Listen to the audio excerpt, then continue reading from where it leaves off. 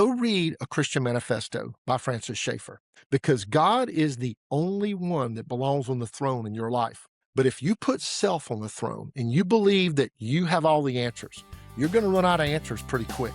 Welcome to Faith Wins. I'm Chad Connelly. This is a place for real conversations, real leadership, and real faith.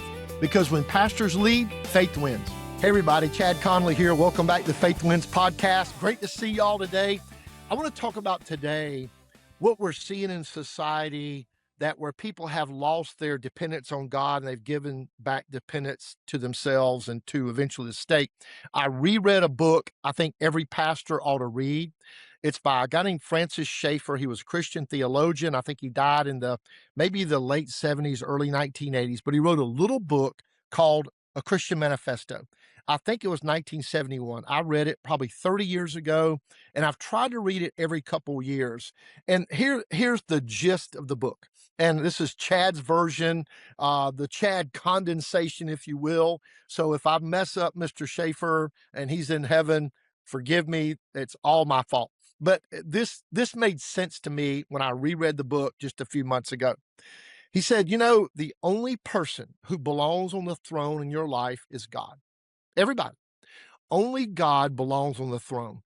And now, if you're not a Christian and you don't believe in the Lord, and you believe that, okay, two bugs bumped together in a mud puddle and poof, out came you, which, by the way, I don't have enough faith to believe that. But anyway, I believe a designer, God, created the universe. He created man in his image. He made me and you special, had special design for your life.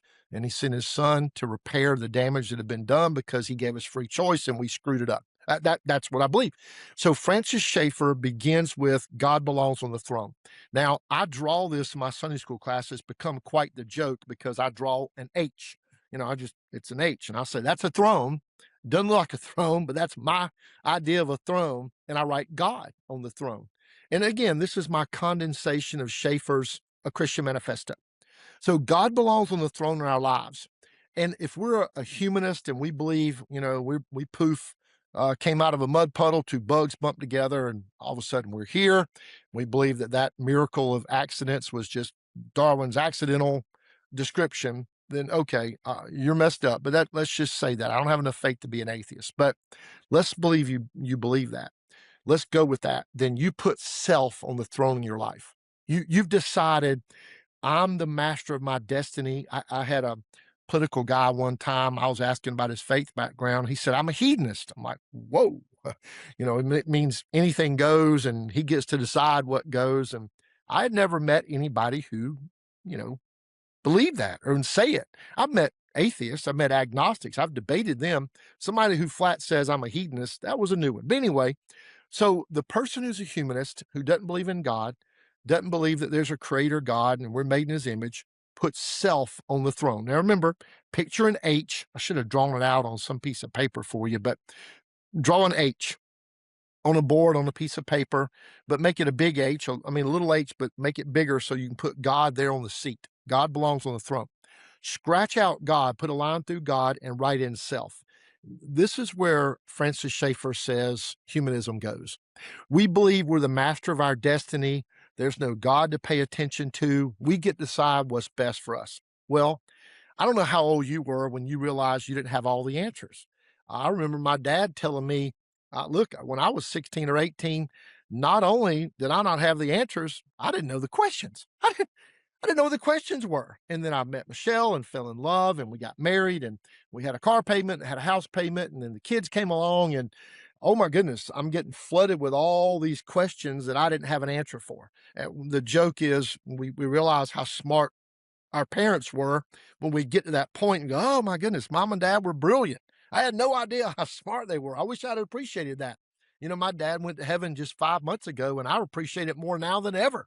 The wisdom my dad put on and put into me and worked to help give me, he never forced it on me.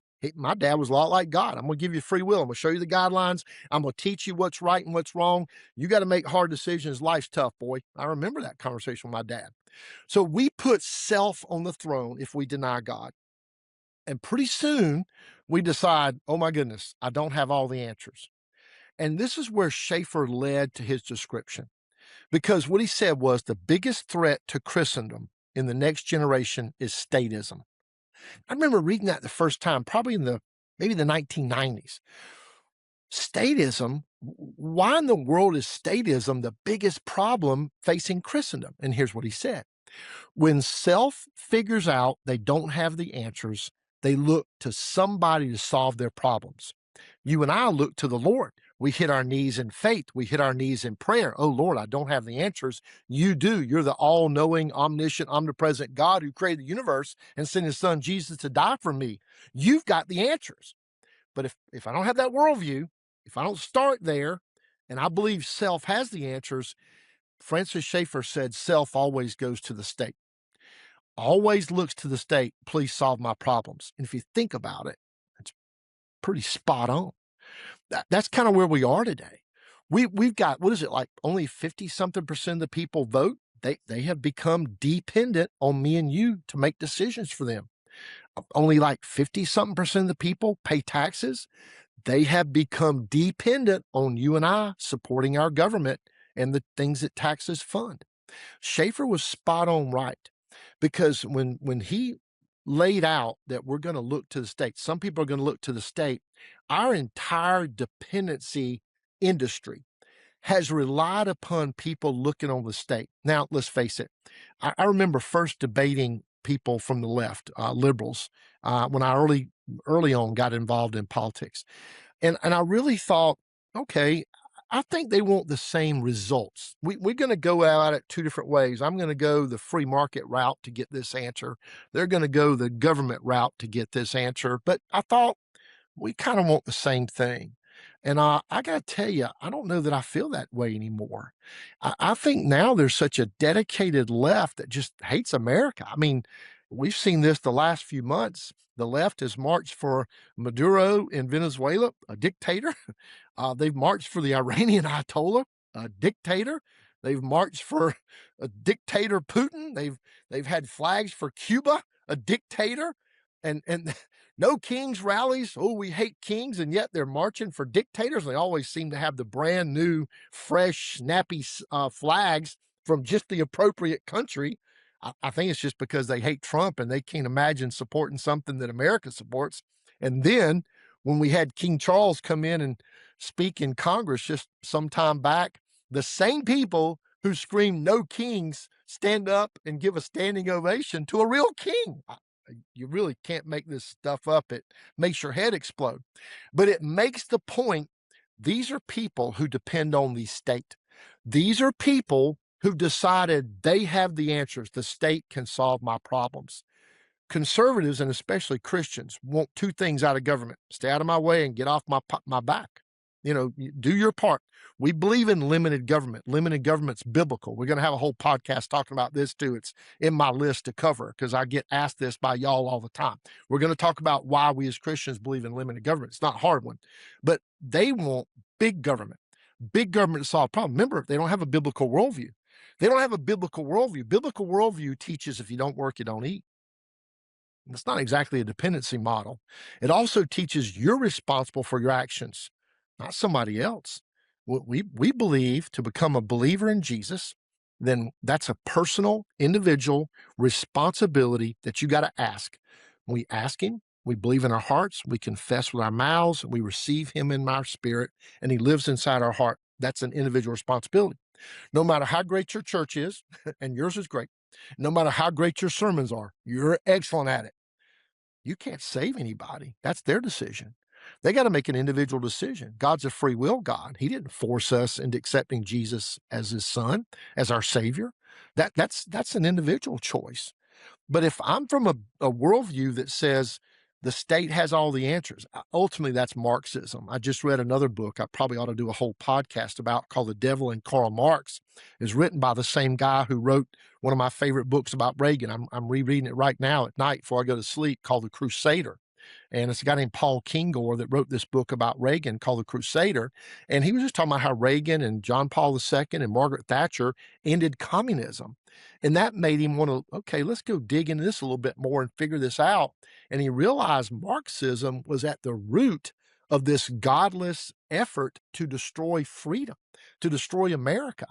And so this ties back to Schaeffer, because when you realize people don't have a biblical worldview and they look to the state to solve all their problems, to answer all their questions, really it's a godless Marxist idea and approach. I hope you've read the book by George Orwell, Animal Farm. If you haven't, go read it. And I read that one every couple of years too. And so the basic storyline is these animals, they see the humans and they know the humans are in charge, and they want to run off the humans and they want to be in charge, and they make a set of rules. And there are these two pigs, Napoleon and Snowball, and they write on the side of the barn. And one of the rules is no animal shall eat at a human's table. Another rule is no animal shall sleep in a human's bed.